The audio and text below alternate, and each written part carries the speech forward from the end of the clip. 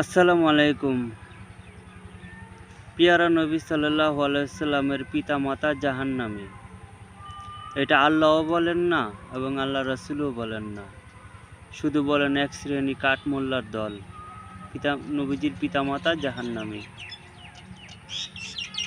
ভাই, নবীজির পিতা মাতা যদি জাহান্নামী হয়ে থাকেন, তাহলে সেই পিতা মাতার গর্ভে কেন নবীজি আসবেন?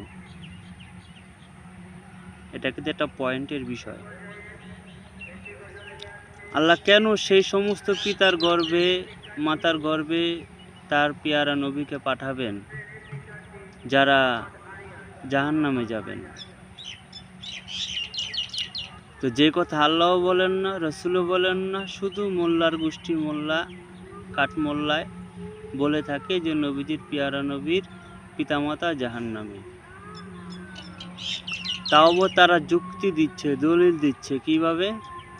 যে নবীজির যখন 40 বছর নবুয়ত হয়, তখন কালেমা শুরু হয়। যেহেতু তার পিতামাতা কালেমা পড়েননি, অতএব তারা কাফের। যেহেতু নবীজির পিতামাতা লা ইলাহা ইল্লাল্লাহ মুহাম্মদ রাসূলুল্লাহ বা কলেমা পড়েননি, সেই সূত্রে তারা কাফের। এই জন্যই তারা জাহান্নামে যাবে। দেখছেন কি যুক্তি খাড়া করাইছে? আর মানুষও সেই সমস্ত বিষয় গিলে ফেলতেছে যে হ্যাঁ, যেহেতু কালেমা পড়েনি পিতামাতা, বাবা আব্দুল্লাহ, মা আমেনা, সেই সূত্রে তারা কাফের, আর এই জন্যই তারা জাহান্নামে যাবে। মোল্লার কথা গিলে ফেলছে।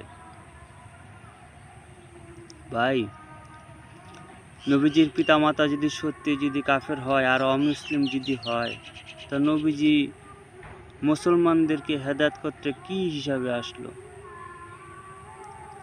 নবীজি কালেমা নিয়ে আসলো মুসলমানদের হেদায়েত করার জন্য, আর তার পিতামাতাকে তিনি হেদায়েত করতে পারলেন না। কি দুঃখ! এরকম একটা নবী আঙ্গ কপালে আজ উঠলো ভাই।